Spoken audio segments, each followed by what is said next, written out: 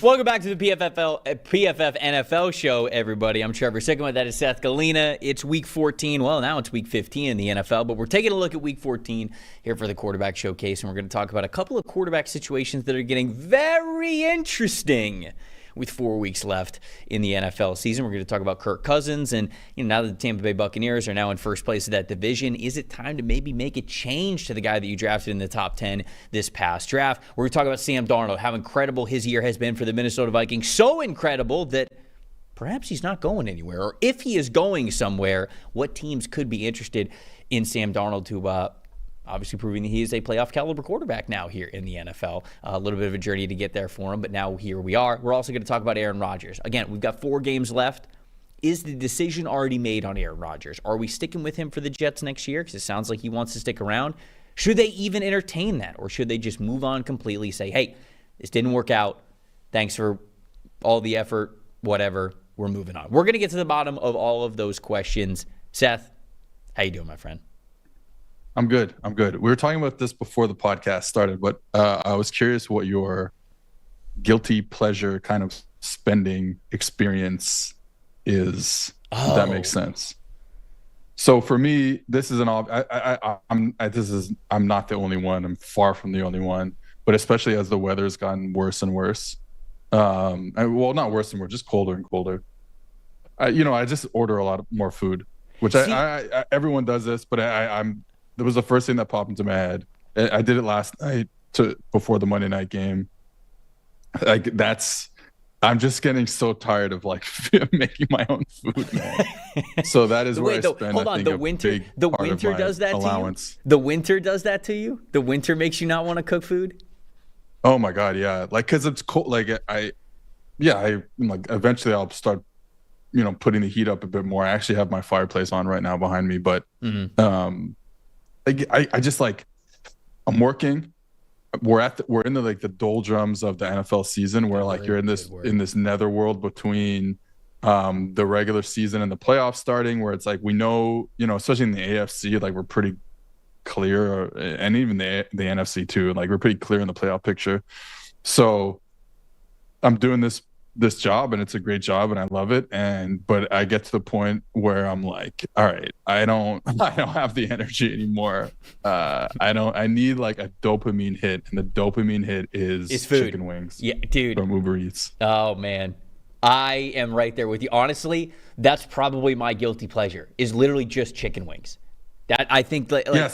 Oh my God. I build my week of how I eat around feeling good about how many times I can eat chicken wings in a week. So I think my answer is actually, I don't have a lot of guilty pleasure spending. I'd love to hear from other people what you got, but I'm one of those people who I just I don't like to spend a little bit of money all the time. I'm somebody who I like to just have a budget, save a bunch, and then I'll splurge on some sort of an electronic, like a TV or a sound system or an Xbox or a computer monitor or something like that. Some sort of electronic I spend a lot of money on, but I don't have this little thing other than, honestly, chicken wings. That is where I think I'm right there with you. I think that would be my most consistent guilty pleasure there. I think I'm with you. It's too good. Yeah, the local chicken wing place always has a 2-for-1 deal. Oh, well then so it's what at that point, I'm a human being. It's financially irresponsible to not do it, It's cheaper than me walking my ass to the grocery store. Right. What am I going to make chicken wings myself? No, absolutely not. Although when you were in Cincinnati 2 years ago, I did make chicken wings at my place, and we did have chicken wings. That's our little secret, okay, buddy?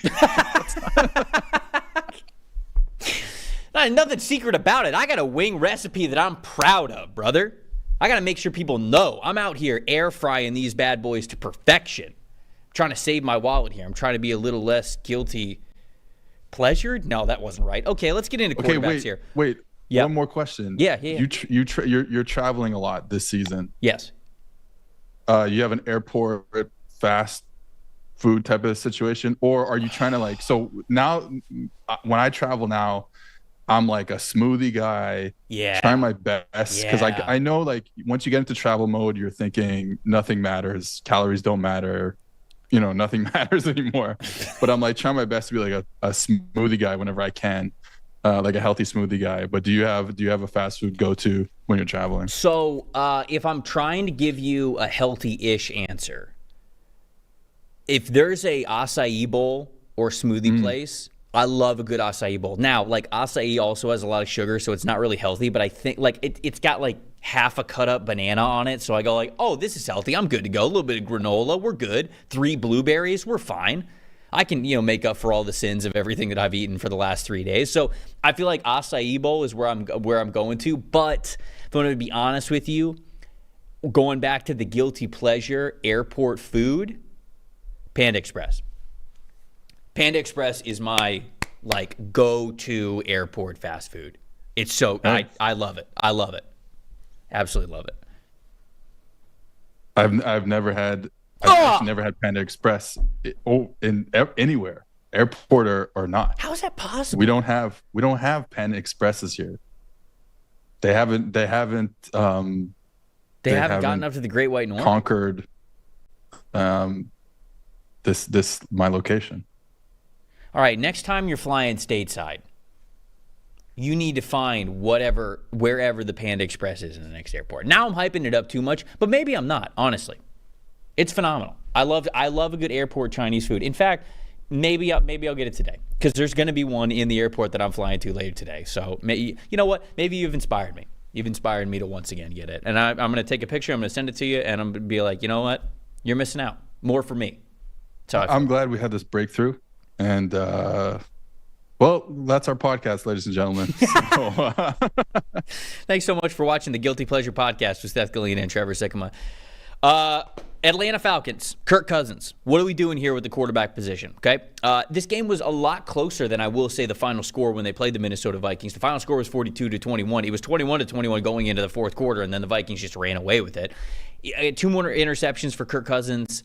It's quite a lot. 2 more turnover-worthy plays for Kirk Cousins. He also had 2 big-time throws, so I don't want to take that away from him. 344 passing yards. So Cousins has still been able to move the football really well. But now he leads the NFL in turnover-worthy plays when he is pressured. He leads the NFL in turnover-worthy plays just overall.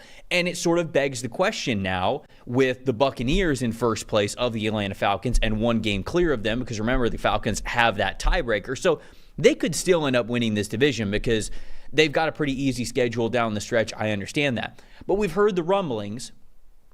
Is it time to go to Michael Penix Jr.? Is Kirk Cousins holding this team back from achieving what they want to achieve? So I want to ask you that question. When you have watched Kirk throughout this season, is he a major problem of this team? Do you think switching quarterbacks is the solution for the Falcons to win the division? Or do you think that maybe the gains would be marginal at best? What do you think about this situation? Yeah, I think for this season, the gains are probably marginal. And when I think about Penix's play style, I don't know how drastically different it is than Kirk's in terms of his ability to make plays kind of under pressure. Now, what may change is the amount of play action. Kirk Cousins, we remember the Minnesota days, a lot of play action, a lot of yards, big plays off play action. They barely run play action. I don't know if that was a schematic choice going into the season from Zach Robinson, if that was a situation where, with whoever quarterback, they just weren't going to run a lot of play action, or that's just a Kirk Cousins thing where it's like, hey, he's coming off the injury, he doesn't move very well. Like, let's just not let him turn his back to the play like we saw from late career Ben Roethlisberger. So what's happening now is it's a grind for them to get the ball up and down the field on a weekly basis, and they're good at it because they have a lot of good players, and Kirk Cousins is a good player, but they don't throw the ball deep. They're like bottom 5 in throws, percentage of throws that are over 20 yards. And again, that's part of the play action thing. Like it's tougher to drop back pass and throw the ball down the field. So that's kind of one of the issues. The offensive line is fine, but it's not like a stone wall in front of him. So now you're getting him under pressure. They're better run blockers than pass blockers. Exactly, right? So you're just in these situations where you watch Cousins and he's a veteran quarterback. He's a good quarterback. You look at it and it's like, all right, this play is, play one is a B plus decision and throw. Play two is a B plus decision and throw. B plus, B plus, B plus, F. B plus, B plus, B plus, B plus, B plus, B plus, F. B plus, B plus. And it's like, that's tough. That's tough to because you're not creating as many explosive plays down the field. That's where it's tough. And he doesn't move very well anymore.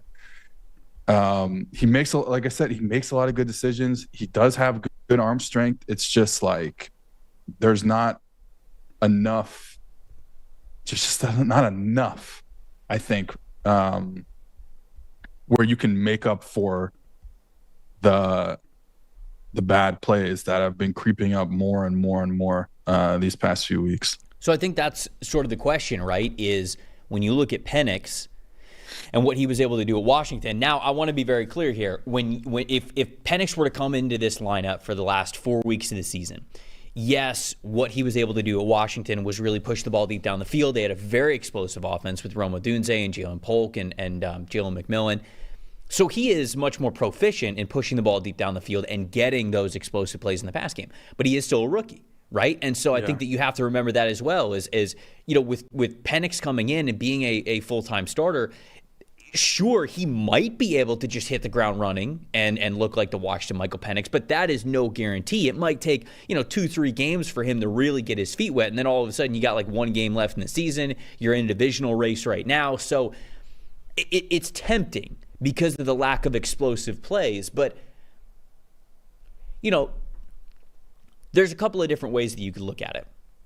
If you're going to be a fan of the team and you are looking for this organization to become the best version that they could be down the road, you could start Michael Penix over the next 4 games and you could feel pretty good about it. Hey, give him the 4 games, give him the next month, and see what happens. Give him a couple of games as a starter, and then he goes into the offseason and goes, okay, now I got some things to learn from. Now I've got some things to work on in the offseason. I'll go into next season as the full-time starter, and I'll prepare as the full-time starter.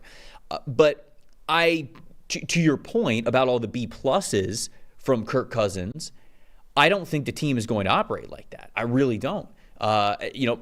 Raheem Morris, he was asked about the quarterback situation. He said, Kirk's our leader. He is going to lead us next week. He is our starting quarterback. And I know we kind of saw the same thing with Shane Steichen and what happened with the quarterback situation in Indianapolis. And there's all of this. Yeah, this guy's our quarterback, and then they could change their mind. I fully understand that. But I really do believe it in Atlanta because they were on top of the division over the last 3 weeks. Now they happen to not be because they're 1 game back, but they own that tiebreaker. All they have to do is get tied with the Tampa Bay Buccaneers. They don't have to get cleared of it. And I have a hard time thinking that they're going to put a $100 million quarterback on the bench when he's giving you so many B-plus throws. Even if he doesn't give you the highest stuff, I don't think that that's what this year is about. And I think they know that.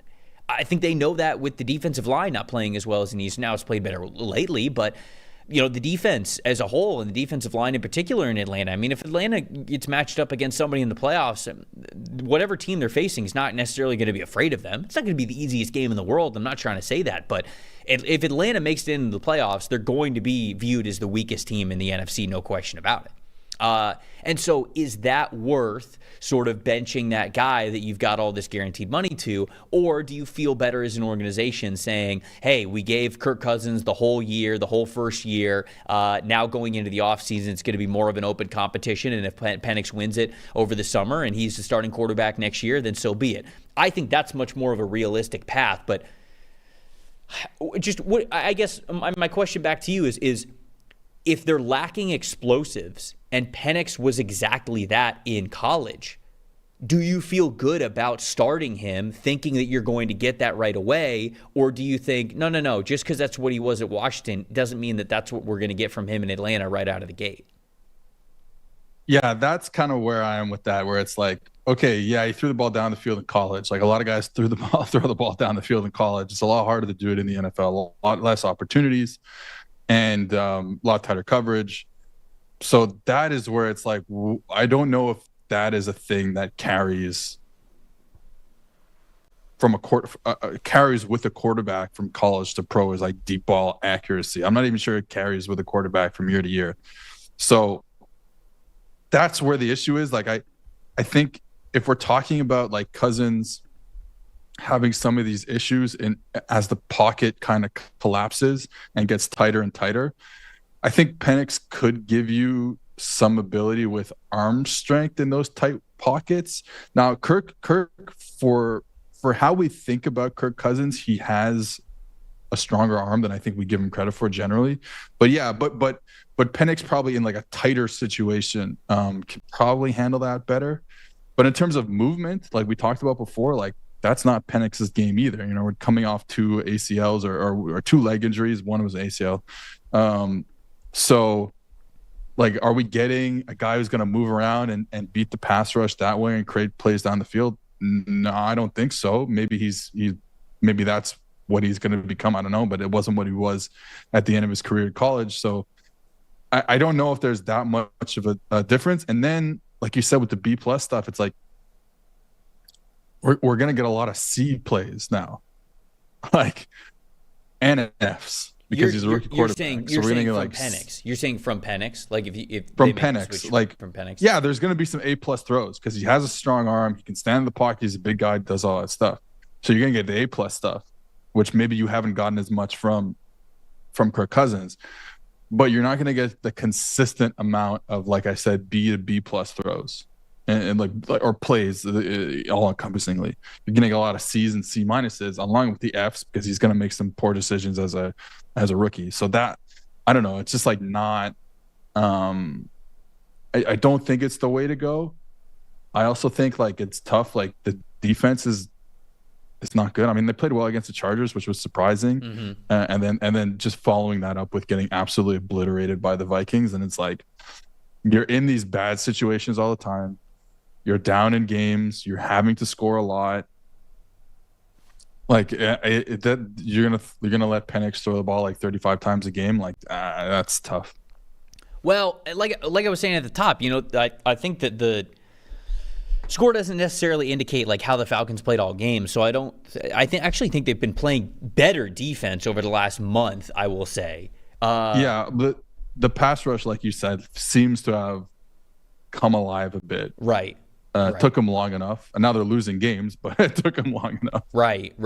So and when I say it took them long enough, I don't mean like a this season. I mean like 10 years took them long enough. Yeah, it feels like it. It really feels like it for Atlanta. But all right, so that's sort of the assessment of the Atlanta Falcons. Yeah, I love to hear from people of whether they think that a quarterback change is due, because again, you know, it's tough when the bad throws are Fs. Like, it's tough when you have the most turnover-worthy plays in the NFL. It's tough when you have the most turnover-worthy plays under pressure. If those F plays were like D+, like if the floor was higher with Cousins, I don't really think that we'd be talking about this conversation, even if the ceiling was a little bit lower. But it does invite the idea of, hey, maybe we might as well just go with Penix because we've been losing a couple of games here. We lost the division lead. We need something to really help us out. And again, if they make it into the playoffs, like I said, there's not really a ton of teams that are going to be really afraid of the Falcons given their defense unless they continue to really turn it up because of how Cousins has been giving away the ball. And I just don't think, certainly when you look at the NFC, you've got whoever's going to win the NFC North, let's just say the Detroit Lions, and then you got the Minnesota Vikings, you got the Green Bay Packers, you're going to have the Seattle Seahawks, it looks like, as well, and then probably the Washington Commanders. So of those teams, you know, if the Falcons end up winning if they end up winning the NFC South, they're probably going to win it as the 4th seed. They're playing the Vikings or the Packers right out of the gate. And if you're playing the Vikings again, obviously we just saw what happened here. So it was a close game for 3 quarters, though. I want to make sure that I make sure that I note that. But let me I got one more point on this game, which I think is interesting. So many of their explosive plays have been short passes, and a lot of short passes to Bijan Robinson, who can make magic happen. And I just wanted to shout out this great game plan from Brian Flores. So the Flores defense, they've they will always show you a blitz look or like a sting look, as I call it, but they haven't been like sending the full house as much as the season's gone on. And they did that last year as well. Like as the season's gone on, they've kind of shown you a lot less. They're dropping out of it, doing some more exotic stuff in the secondary in terms of rotating and stuff post snap out of those looks. But what they did a really great job of is forcing Bijan Robinson to be a pass protector. Like they were going to get you into a look where they knew the Falcons would move Bijan and force him to pass protect. And then you make sure that Bijan is staying there. You blitz Bijan. Whether or not he's a good pass protector or not, it's irrelevant because he's a better receiver out of the backfield. You don't let him get out into the route. They did it from those sting looks. They also did it from regular looks, and they blitzed a backer late to the man side, to the running back side in pass protection, making sure he doesn't get out and make those plays. I thought it was just a great idea from Brian Flores. Huge. And that, like, not all teams are going to do that against the Falcons. Obviously, this is such a unique defense that Minnesota has, but at the same time, like you take away this one key player, basically by alignment, and this offense. It has even more trouble now. Huge shout out. I love it. Brian Flores has been fantastic all season long. And we'll get into Sam Darnold in a second. Before we get to Sam Darnold, we talk about his future and what could be for the Minnesota Vikings. I want to touch on all that. But New Year's, this is time for resolutions, right? But instead of something that you're just going to forget about in a couple of weeks, how about investing in your kids' future? With a kids investment account from Fabric by Gerber Life, your investments will keep growing after New Year's resolutions fade, giving your kids a solid start towards their financial future right now. Fabric by Gerber Life was designed by parents for parents to make it easy to plan for and manage your family's financial path. With a kids investment account from Fabric, you can start investing in your child's future today. Kids, they cannot invest while they are minors, but a kids investment account allows you to invest on their behalf and gives their investments plenty of time to grow. The whole thing is online. Setting up your account could take just 5 minutes, and then you can just manage your child's account and monitor their investments right from your phone. The funds, they can be used on anything, from benefiting your child when they're younger, like tuition, tutors, music classes, things like that, or when they're adults. They can help all sorts of funds. First car, first home, starting a business, all that great stuff. Starts with just $20, no contribution limits, tax advantages, and your funds are SIPC insured up to $500,000 plus no commission fees, just a low flat monthly maintenance fee. Join the thousands of parents who trust Fabric to help protect their family. Start investing in your child today at meetfabric.com/PFFNFL. That's meetfabric.com/PFFNFL, MEET, fabric.com/PFF. NFL. Portfolios are managed by Fort Washington Investment Advisors Incorporated. Additional services provided by Apex Clearing Corporation. All investing is subject to risk. Learn more at meetfabric.com. So the guy on the other side of things in this game was Sam Darnold. And we were going to talk about Sam Darnold regardless, whether it had this tie to our first topic of Kirk Cousins or not. Sam Darnold in this game, 22 for 28, incredibly efficient. 347 passing yards, 5 touchdowns, 4 big-time throws, no turnover-worthy plays. But something that I loved about Sam Darnold, you see some of those under-pressure numbers there. 88.4 passing grade. This is under pressure. 5 for 8, 173 passing yards, 3 big-time throws, 3 touchdowns. Again, under pressure, people. That's the goal of what we're doing here. We're trying to get the quarterbacks under pressure because they're supposed to be bad. Sam Darnold is not under pressure. He has the second highest passing grade under pressure so far this season. Dalton Washington did a great job pointing this out when we were doing the review show on Monday. He was talking about how, you remember the phrase, Sam Darnold, he's seeing ghosts, right? Well, he's not seeing ghosts anymore. That's not a part of who he is. He understands where the pressure is coming from. He's handling things so well. It was just another fantastic day for Sam Darnold. You talk about the efficiency that this offense has with Darnold as quarterback. 4 for 4 in the red zone, 1 for 1 in goal-to-go situations, 67% on third down. What are we doing with Sam Darnold here, Seth? Because he's playing at the level where, I understand, you drafted J.J. McCarthy in the top 10 last year because you thought he was going to be your franchise quarterback. And let me be very clear. I love the plan that the Vikings set up last year. Hey, we're going to go get Sam Darnold. He's going to be a competent quarterback for us. We're going to say to Sam, hey, Sam, we're signing you. We're going to draft a rookie in the first round this upcoming draft. But we want to give you at least, I don't know how much they said here, but at least the first 6 weeks that you will have to put your best foot forward. We will put you in the best position to succeed, and this will be an open audition for you for your next team, and we're going to make sure that you're going to have great audition tape out there for anybody. Well, J.J. McCarthy gets hurt before the season begins, and it's been Sam Darnold's show. He's been unbelievable. So much so that, Seth, I don't know how you let this player walk out of the door. He's been a top 10 quarterback in the NFL this season. J.J. McCarthy, I think he's a good prospect. I think it was the right pick. I love the thought process that the Minnesota Vikings had. But you are hoping that J.J. McCarthy becomes what Sam Darnold already is. So if you have the opportunity, if you love Sam Darnold and the wide receivers love Sam Darnold, and most importantly, you got the money to bring back Sam Darnold, how do you not do it at this point? What do you think about that situation? We can sort of get into the salary cap and where we're at because we're going to talk about other teams that might be interested in Sam Darnold. But to me, you watch quarterbacks all the time. I don't know how you let Sam Darnold and what he has done for the Minnesota Vikings just walk out of the door because, oh, that was the plan originally. You turned into a Pro Bowl type of a quarterback, but we'll see you play on another team because we think that J.J. McCarthy can be this good at some point. Probably not next year because it'll be his first year starting. What do you think about Sam Darnold? So just in general, I've absolutely loved watching the Vikings offense and Sam Darnold play. I've always liked aesthetically watching Sam Darnold play. It's just like the results have been bad, very, very bad for a long time. But I've always liked watching him play. I would say it would be very interesting to me if a team said, for kind of the first time, hey, we're not going to pay this quarterback who just had a career year, who just had a great year, because we believe that the supporting stuff around him is what's carrying him. It's been tough for teams to do that. Jared Goff is the main example. They pay Jared Goff, and then they end up trading him when it collapses. That would be my one thing where I'm like, it would be just interesting to see how if a team would ever really think like that, because it's really tough. He's playing really well. They're throwing the ball over the place. The team has this amazing record. They're going to be in the playoffs, like blah, blah, blah, all that stuff. They have a wide receiver 1 who's uncoverable.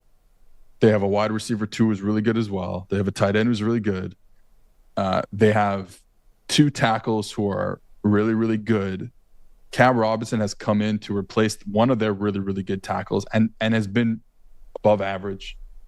I think this offense, Kevin O'Connell and his kind of where he comes from, the tree, does a good job protecting offensive line and creating good offensive lines out of lesser pieces, let's say. So I think there was always a chance that Cam Robinson was going to come in and be okay, and he has been. So I just wonder if I don't think they should do it, and I would love to see Sam Darnold continue this kind of resurgence with this one team. And like you said, they have the money to do it. I just think, like, from a theoretical standpoint, from an exercise standpoint, like, it would be interesting to see if a team decided, hey, we're actually really good regardless of the quarterback. And Sam Darnold's ceiling is like a B or whatever, but McCarthy's ceiling might be A+. Like, that's why we took him in the first round, right? We think he might be a Hall of Fame quarterback. Like, that's why you take quarterbacks in the draft. So maybe they're just like, hey, like, if we put any quarterback in this system with Kevin O'Connell and Justin Jefferson, like, we're good. So let's not pay Sam Darnold. Let's go out and get, some corners, some other pieces in the on defense and see what we can do there.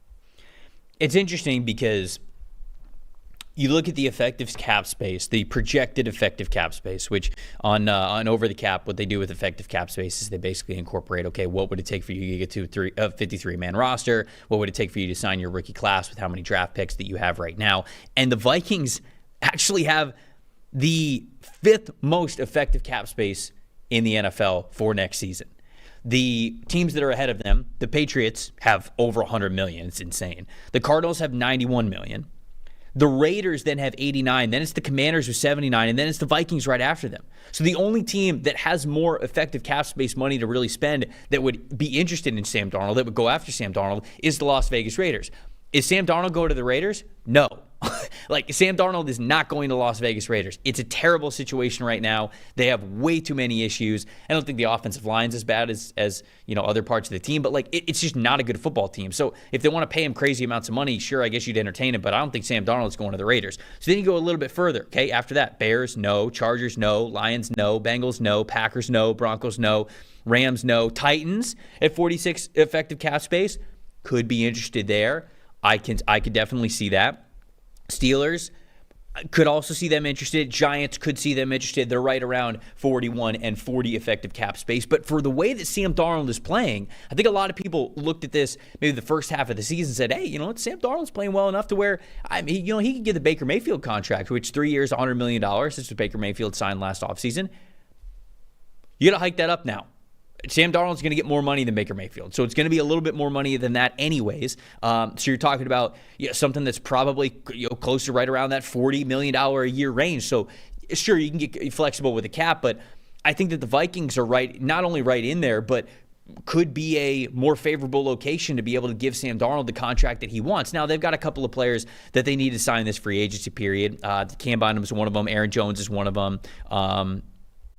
They got Byron Murphy Jr. as well, who's a free agent. So, you got to sign a lot of these guys. So, it'd probably have to be a little bit flexible of where the money's coming from for Sam. And I don't think the Vikings could just outright give Sam Darnold the most money, but they could absolutely be in the conversation. This is not something where the Vikings have sort of priced themselves out with how they built the rest of the team. And this team is ready to win now. Very clearly, he's got a lot of great success. Very clearly, he's working with an offensive-minded head coach that he's rolling with. He's got great wide receivers that aren't going anywhere, especially if you bring Aaron Jones back.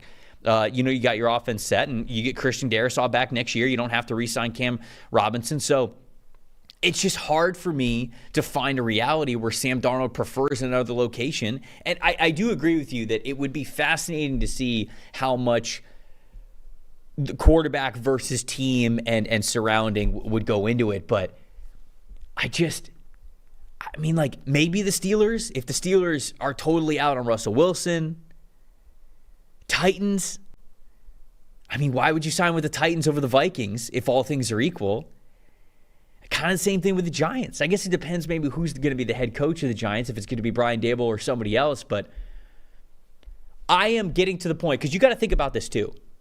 The Vikings are a damn good football team. The Vikings could make the conference championship game. The Vikings could make the Super Bowl.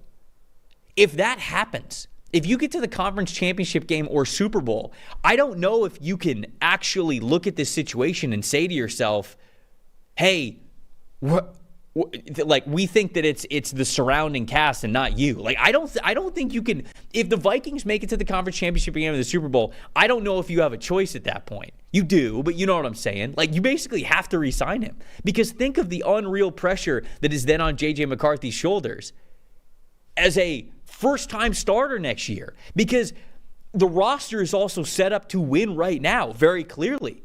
So you don't really have this time for McCarthy to sort of have his rookie year next year, and then you wait a little bit, and then some of your good free agents are going to be gone, and then maybe he takes that next leap as in his third year in the league. You hope that he's doing that, but then after that, then a couple of other guys are going to have to leave, and then the rookie contract's going to be up. Maybe you can bring in guys to mitigate that, because again, we're talking about the value of a potential franchise quarterback on a rookie contract, but that's risky, man. Again, it goes back to the Family Guy meme. A boat could be a boat, but the mystery box could be anything. It could even be a boat. I said that on NFLSC, and I still kind of feel that way about the quarterback situation in Minnesota. So to me, the Vikings are still a destination spot for him, but then I look at Titans, Steelers, Giants. Those are the three teams that I really look at of where he could go that makes sense. You could throw the Jets in there, I suppose, which could be a transition to the last topic that we're going to talk about here. But even the Jets don't have a ton of money to spend.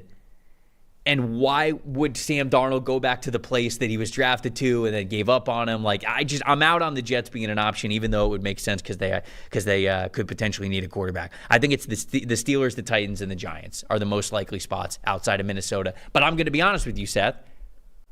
I would put all three of those teams below Minnesota at this point of likelihood of where he's going to be next year. Yeah, I guess in the world of like the Vikings are going to part ways with him in that scenario. And again, like you said a key word there before, which is like, how can they not, like after they have all the success, how can they not do that? They're going to feel so much pressure. And this is the issue, right? Like this is where you get Goff and you get Hurts signing a big deal, and you get, in my opinion, it'll happen with Tua, and it might even happen with Purdy and like all that stuff. Like it might happen with Jordan Love and CJ Stroud. Like, I don't know, but you get all this pressure. I mean, they haven't, Stroud hasn't signed yet, but you get all this pressure to lock in your quarterback because we assume the quarterback is always going to be the first mover of team success. And that is generally true. But we have some great offensive minds in football right now that are just doing amazing stuff to put their quarterback and, like I said, their offensive line in great positions. And most of those teams also have a dominant wide receiver one. So I guess that's kind of where I am. Like I could see it going both ways. I probably, if I'm putting myself in the shoes of those decision makers in Minnesota, like I probably don't want to give up on Sam Darnold, but like, man, they had some good offensive outputs with some backup quarterbacks last year, Dobbs and Mullins. Like they came in, did okay. I'm not saying they did great. Sam Darnold was obviously a high pick and had the traits to be able to do this more than a Nick Mullins or even a Josh Dobbs. So that's kind of where I am. Like I think he's done enough to show that he's elevating it to a certain degree, but I'm not sold entirely. And looking from an outsider perspective, like I'm okay with them moving on and going to JJ. I don't think that's going to happen. I think they're going to pay him a lot of money, like you said, but I'm kind of like okay with it. And I'm okay with it if Sam Darnold comes to the New Orleans Saints, because I think that's a really good fit. And I would love to see him as playing quarterback for my favorite team. Hey, Sam Darnold's the fifth highest rated quarterback in terms of PFF passing grades so far this season. You know who's one spot ahead of him? You know who's one spot ahead of him. I know. You know who's one spot ahead. It's Derek Carr. You already got Derek Carr. What do you want? There's no point in Derek Carr being a highly graded quarterback. Like, I know he's played well. There's no point. Like, what does the future hold? Just be, like it's irrelevant. Good quarterback play. That's what it is. Yeah, well, it's irrelevant when it comes from certain quarterbacks, and that's like you gotta worry about your D line. You gotta worry about your D line down there instead of your quarterback. Quarterback's doing a lot better than the defensive line is. You gotta hit that one first. Look, we talked about New York Jets potentially a landing spot for Sam Darnold. Probably not, obviously, with the history that's there. But it does get us to the final topic of conversation here is Aaron Rodgers.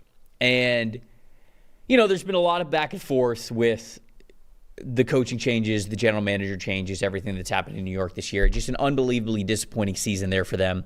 A really disappointing tenure for Aaron Rodgers in his 2 years with the Jets, with the injury last year, not being able to play at all, and then this year just being such a disappointment.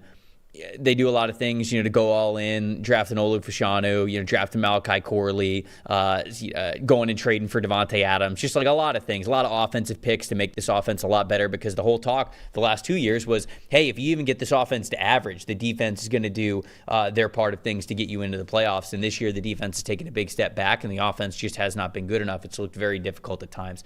So what do we do here? Rodgers wants to come back. He said he wants to come back. He said he ideally would like to come back for the New York Jets, but he knows that that's not all on him. Woody Johnson, the owner, is going to be a big decision maker there, and who they hire as the general manager and the head coach will have some say. But ultimately, I do think it's a Woody Johnson decision, and Woody is probably going to hire a general manager and head coach based on the decision of you need to work with Rodgers or Rodgers will not be here. They will make that decision, in my opinion, before they make their final say on a hire for those two positions.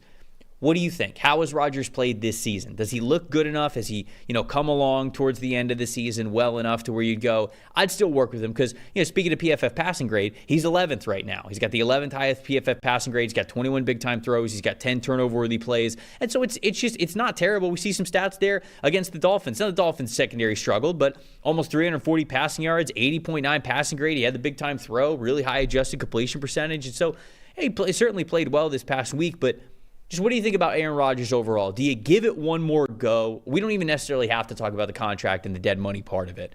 Do you give it one more go with Aaron Rodgers, or are you just like, no, it's time, just wipe the slate clean, let's move on to something else? I mean, I'll give Rodgers another go if they can find a way to trade for Matt LaFleur. Like that, what else? Well, like clearly that was, it's becoming more and more clear to me that this is like Aaron Rodgers needs to give his 2 MVP trophies to Matt LaFleur, his 2 recent ones to Matt LaFleur, because this offense is ridiculously it's like slant flat and back shoulder fades and like some safety splitting seam balls and like that's it. And it's like there's nothing crazy about it. There's nothing unique about it. And it's all Rodgers just kind of doing it on his own. And these are the results that you're getting. He's 41. He just turned 41. He's not getting any younger. Quarterbacks eventually do fall off, and I wouldn't assume that it's going to be good anytime soon. Like, why would you assume that it's going to be better next year, unless again they bring in some hotshot offensive coordinator? And then, like you talk about Woody Johnson, like everything we've heard in the news about their relationship tells me he's not coming back. It sucks.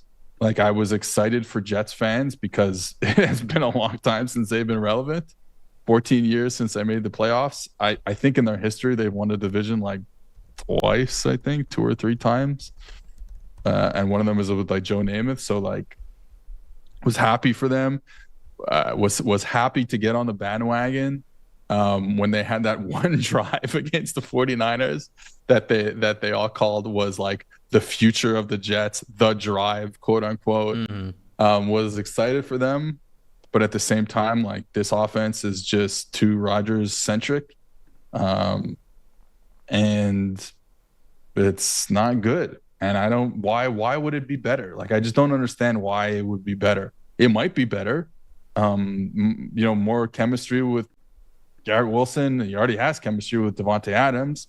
Maybe the run game, they figure out the run game. But again, you're not going to figure out the run game without bringing in a guy who can fix the run game. It's not going to be from within, I don't think. So, like, where are we right now? And Rodgers loves Hackett, so I don't think you're getting rid of Hackett. I mean, even though they demoted him, so I just don't know where it's going. That it could be better.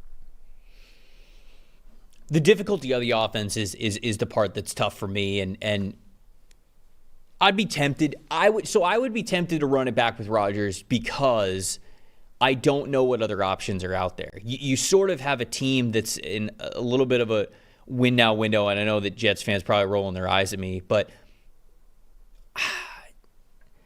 if you're moving on from Rodgers, you're basically like bringing this roster down to the studs over the next year and a half, and maybe that's what they want to do. Maybe that's how they want to operate. But the Jets right now, where are they picking?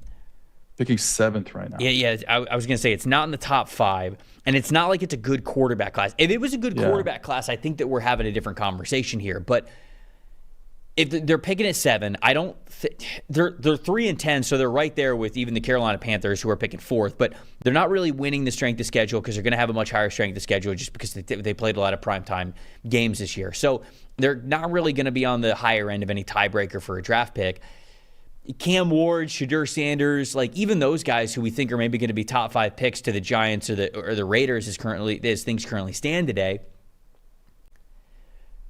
Maybe you have enough faith in those guys to think that they're really changing the franchise around at some point and just go, yep, we're drafting a rookie quarterback. We're going to totally move on from a lot of these guys. We're going to continue to build the offensive line. We got a young receiver. We got a young running back.